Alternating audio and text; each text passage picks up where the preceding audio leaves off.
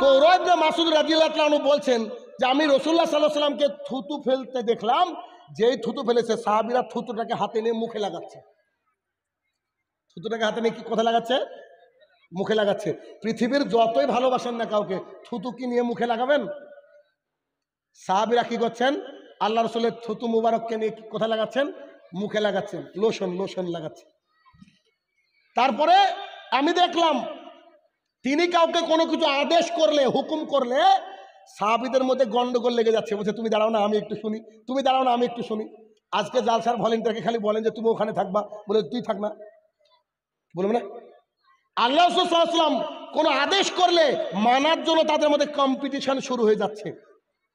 উরওয়া ইবনে মাসউদ বলেন আমি ভালো করে খেয়াল করে দেখলাম তিনি যখন অজু করছেন, অজু করার পরে কিছুটা পানি বাঁচে কি বাঁচে না, অবশিষ্ট পানি নেওয়ার জন্য সাহাবায়ে কেরামের মধ্যে মারামারি শুরু হয়ে গেছে।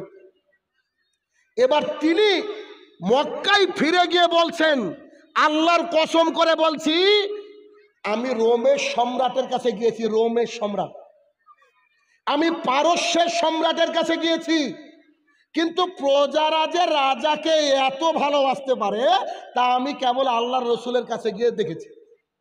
মক্কাবাসী বলছে বলো কি, তুমি রোমে গিয়ে পারস্যে গিয়ে এই দৃশ্য দেখোনি? বলছে না আমি দেখিনি। তো তুমি কি দৃশ্য দেখেছো? তো বলছে আমি এই দৃশ্য দেখেছি যে রাসূলুল্লাহ সাল্লাল্লাহু আলাইহি ওয়াসাল্লাম যখন থুতু মুবারক ফেলছেন, সাহাবায়ে কেরাম নিয়ে থুতুকে মুখে লাগিয়ে নিচ্ছেন, তিনি যখন কোনো আদেশ করছেন সেই আদেশকে মেনে নেওয়ার জন্য সবাই রেডি, আর তিনি যখন অজু করছেন অজুর অবশিষ্টাংশের যে পানি সেই পানি নেওয়ার জন্য সাহাবায়ে কেরামের মধ্যে রীতিমতো গন্ডগোল মারামারি লেগে যাচ্ছে।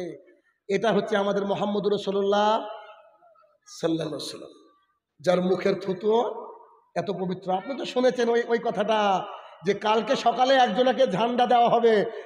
কাকে দেওয়া হবে? উমর ভাবছে আমাকে, আবু বকর ভাবছে আমাকে, আলী ভাবছে আমাকে। এরকম করতে করতে করতে চলে আসলো কে?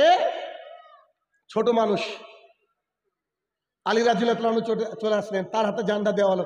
তিনি বলছেন আমার চোখ উঠেছে, কিছু দেখতে পাই না। রাসূল সাল্লাল্লাহু আলাইহি ওয়াসাল্লাম মুখ থেকে থুতু নিয়ে চোখে লাগিয়ে দিলেন। আলী রাদিয়াল্লাহু তাআলা আনহু বলছে আগে যা দেখতাম তার চেয়ে বেশি দেখে এখন। এটা এটা এটা কার মুখের থুতু? কার বলেন? রাসূলুল্লাহ সাল্লাল্লাহু আলাইহি ওয়াসাল্লাম। এই রাসূলুল্লাহ সাল্লাল্লাহু আলাইহি ওয়াসাল্লামের সাহাবীদের মেনে নেওয়ার গতি কি ছিল জানেন? দেখেন গতিটা বলি।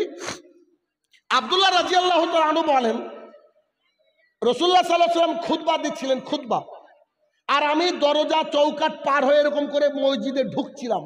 খুতবার মধ্যে রাসূলুল্লাহ সাল্লাল্লাহু আলাইহি ওয়াসাল্লাম বলেছেন ইজলিস, বসে পড়ো।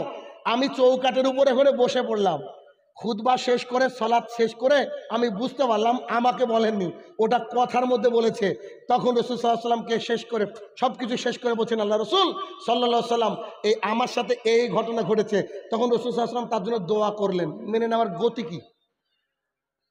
মেনে নেওয়ার গতিটা কি? এতক্ষণ আপনাদেরকে যেটা বোঝাতে চাইলাম সেটা হচ্ছে এই যে আমরা রাসূলুল্লাহ সাল্লাল্লাহু আলাইহি ওয়াসাল্লামের কোনো হাদিস যদি শুনি সেটাকে তৎক্ষণাৎ ওই হাদিসটার উপরে আমরা আমল করার চেষ্টা করব। রাজি আছেন কি? রাজি নাই? বলেন ইনশাআল্লাহ।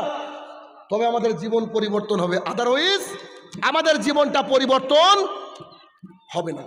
আর আমাদের সমাজে আমরা মূল্যায়ন করা জানি না, রাসূলুল্লাহ সাল্লাল্লাহু আলাইহি ওয়াসাল্লামের হাদিসকে আমরা মূল্যায়ন করা জানি না, যার ফলস্বরূপ আমাদের সমাজটা ইসলামিক সমাজ নয়। কারণ হাদিস শোনার সাথে সাথে ছেড়ে দিতে হবে। ক টাকা একটা বিড়ির, এক বান্ডিল বিড়ির দাম কত গো? বাপরে বাপ, তার মধ্যে এক্সপিরিয়েন্স আছে দেখছি ভালো। 10 টাকা